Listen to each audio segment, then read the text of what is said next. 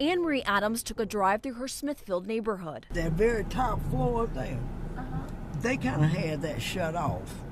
And we would be afraid to go up there because we thought the house was haunted. Childhood on the Hill was far from simple. Her father had their first racism talk on the way to kindergarten. You're going to be even more rejected because of your color.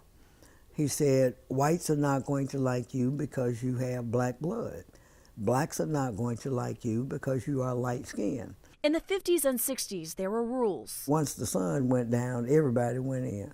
The city had an ordinance on its books preventing black families from moving onto the west side of Center Street. When they did, their houses were often burned and bombed. Civil rights attorney Arthur Shore's house was the target of multiple bombings, especially after he took the issue to court and changed zoning laws. Vibration from the dynamite would actually put cracks in your walls. Even young Oscar Adams, son of the civil rights attorney and first black state Supreme Court justice, remembers the 24-hour watches. People that would do night watches and ride around in the neighborhood at night to make sure no dynamite was put on their houses. So that was a little scary. Sometimes that was successful and sometimes it wasn't. Actually, a black family built a home on this property, and the night before they were supposed to move in, it was mysteriously burned. Shore's daughter remembers the bombings and shootings at her house. We had this routine to follow, as the windows were shot out. You get on the floor and you crawl to a safe place.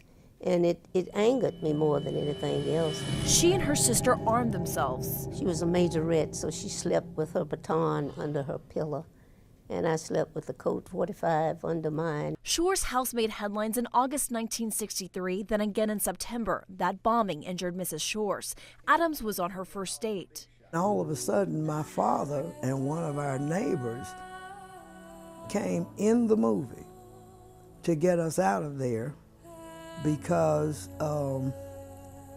there had been a bombing. Thousands of people were in the streets and police were firing into the air. We had to crawl up that alley and crawl through 3 yards to get to our house and actually crawl into the door. The most terrifying bombing didn't even happen on Dynamite Hill. It killed 14-year-old Cynthia Wellesley. Very last words I spoke to Cynthia, I said, "You be a good girl and you be here when I get back." Adams was at college when her father helped identify the body at the 16th Street Baptist Church, but it didn't shatter the will of attorneys like Arthur Shore's or Oscar Adams to fight segregation. My father stood his ground. He said no, that this is where his work was.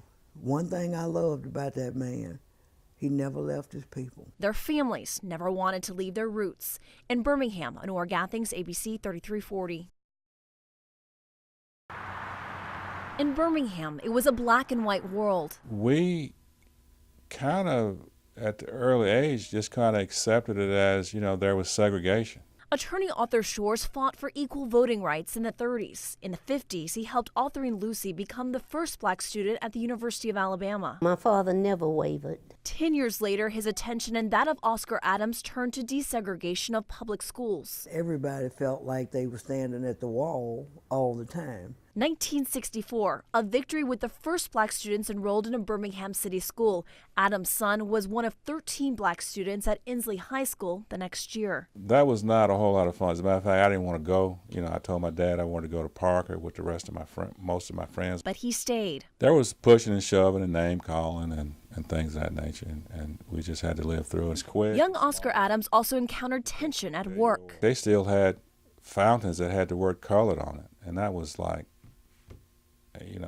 that was ridiculous. And downtown at the burger joint. So we decided we were going to sit down and order at the bar our hamburgers and eat them there.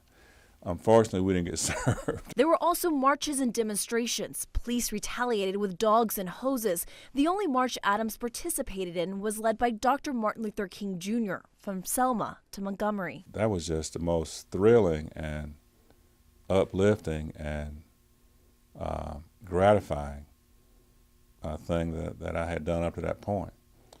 because, you know, he was a man, he was unafraid. On the arm. The black and white world started to come into color. Author Short's daughter, Helen Shores Lee, remembers a Girl Scout trip on a train with black and white troops. Once we were all on the train going to the same place, it didn't make any difference. We sang songs and laughed and played like nothing. But it still took years for these children to become accepted as adults.